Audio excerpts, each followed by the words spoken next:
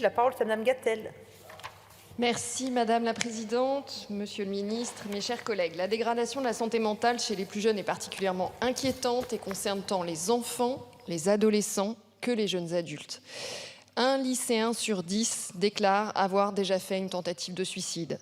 Le phénomène est encore davantage marqué chez les jeunes filles, puisque 31% d'entre elles déclarent avoir eu des pensées suicidaires au cours des 12 derniers mois, contre 17% pour les garçons. Et la dégradation s'est accentuée depuis la pandémie, ce que traduit le doublement de la prévalence des symptômes anxio-dépressifs sévères entre 2017 et 2022.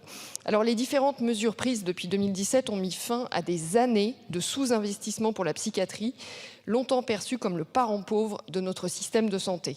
Mais les effets de la pandémie sont tels que la prévention, la détection et la prise en charge de la santé mentale des plus jeunes doivent être une priorité de notre système de santé. Dans ma circonscription, j'ai la chance d'avoir des professionnels et des établissements d'excellence tels que le GHU Sainte-Anne ou encore la Maison de Solène.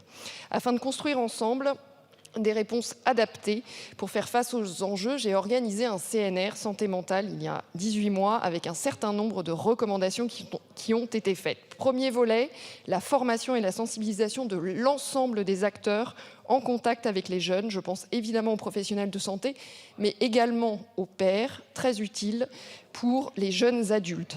Deuxième volet, le recensement et la mise en réseau de ce qui existe déjà. Le 3114, mon soutien psy. Toutes les annonces que vous avez faites, Monsieur le Ministre, étaient attendues des professionnels et vont évidemment dans le bon sens pour encore améliorer la prise en charge. Monsieur le Ministre, au-delà de la décision prise concernant la nécessaire revalorisation de la rémunération des infirmières scolaires, quelles sont les perspectives quant au recrutement de ces maillons essentiels de la chaîne de détection en santé mentale? Et en outre, comment augmenter significativement le nombre de professionnels formés en pédopsychiatrie? Je vous remercie. Je vous remercie, Monsieur le Ministre.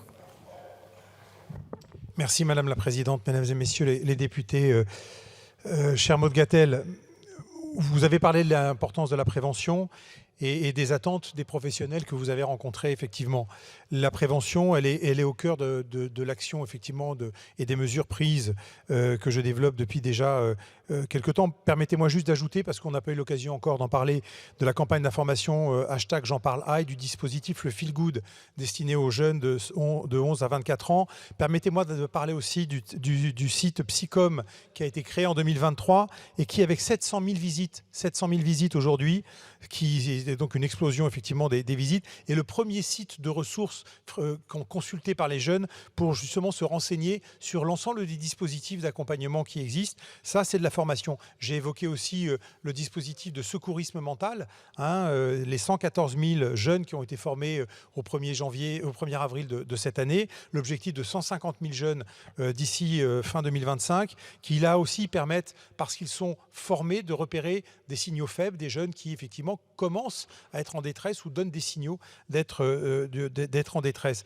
Donc sur l'attractivité à la fois des dispositifs, mon bilan psy, vous avez compris qu'on a, et à la demande du Premier ministre, fait en sorte que là, dans les prochaines semaines, le dispositif soit prêt pour être beaucoup plus attractif et intéresser beaucoup plus de psychologues. Et puis, j'ai redit les chiffres sur la formation des études médicales, parce qu'effectivement, c'est en formant aussi des psychiatres qu'on arrivera à remonter, et la psychiatrie en général et la pédopsychiatrie en particulier, qui effectivement ont été peu attractifs, parce que un ensemble de causes, aussi bien le peu d'attractivité du système de financement de la santé mentale qui a été revu en 2021, mais qui n'a été revu qu'en 2021.